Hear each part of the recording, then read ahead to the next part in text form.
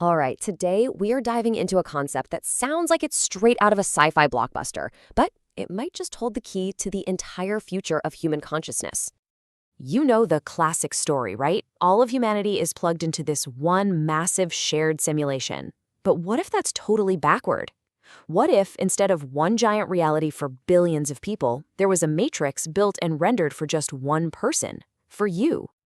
And that's the core idea of what's called the solitary matrix, a custom-built universe just for one. I mean, think about how incredibly efficient that would be. The system wouldn't have to waste energy simulating an entire galaxy you're never going to see. It would only need to render what's right in front of you, what you can see, what you can hear, what you can touch, a reality that literally revolves around you. So let's break down that difference, because it's a big one. On one hand, you have a universal simulation, the kind we always see in the movies. It's a shared reality, which means it's wildly inefficient. It has to render everything for everyone all the time. But the solitary matrix, that's a personal reality. It's built for maximum efficiency, which means something really interesting. Social connection isn't a given. It has to be deliberately designed into the system. And that idea, a whole world built just for you, well, it immediately smacks right into a huge, very human problem. I mean, think about it. A universe with only one truly conscious person? It would be the most profound, empty existence imaginable. Without other people to share things with, to argue with, to love, what's even the point? It's basically solitary confinement on a cosmic scale. But the proposed solution to this is, well, it's as elegant as it is mind-bending. Instead of just filling your world with a bunch of mindless bots, you would get real, genuine companionship, but only when you actually needed it. Here's how this fascinating idea of on-demand sentience would work. Let's say you want to have a deep conversation with a friend. A superintelligent system would then assign a spark of real, genuine sentience to that simulated person. You'd have a completely authentic, meaningful interaction. And then, once you part ways, that little spark of consciousness is retracted, ready to be used somewhere else.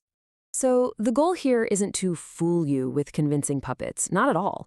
It's to treat consciousness itself as a precious resource, something that can be allocated on demand to create a totally rich social world, a living, breathing society in miniature. The people you interact with would be, for that moment in time, every bit as real and conscious as you are. Okay, so why? Why would anyone design such an unbelievably elaborate system of individual universes and on-demand people? Well, because the motivation behind it has nothing to do with creating a personal paradise, and absolutely everything to do with our collective survival. It all boils down to this number: 1. That's it. We have one home, and we all know how fragile it is. So this whole idea, it isn't just some fun thought experiment. It's being framed as a serious answer to a very real existential threat. The hard truth is, our time here is limited. Whether it's in 1,000 years or 1,000,000,000, our planet has an expiration date. And so, the solitary matrix isn't a game. It's proposed as a kind of digital lifeboat, a way to preserve the single most important thing we have, our conscious experience. This completely reframes the whole concept, right? It's not a digital prison. It's a deliberate survival strategy for the entire human species. A way to transition from our fragile biological existence to something far, far more durable.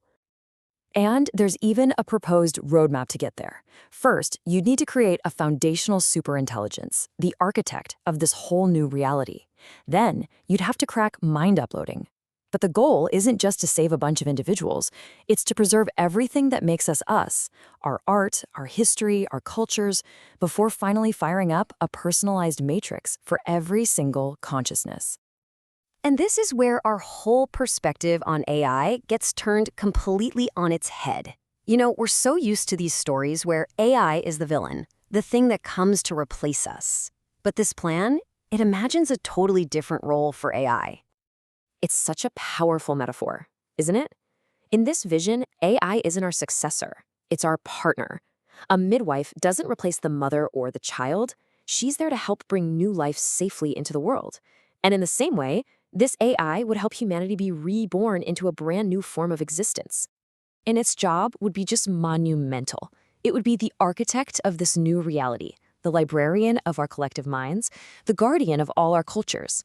It would literally oversee the entire transition, making sure the very essence of humanity makes the journey intact.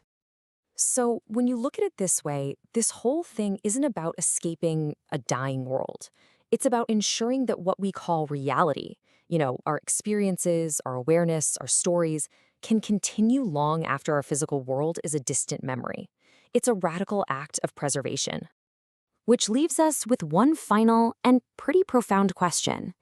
If your mind, your memories, and your consciousness are all perfectly preserved, if you can still feel love and joy and have meaningful connections, does the physical hardware even matter? Is a simulated life, in every way that truly counts, still a human life? It's a lot to think about.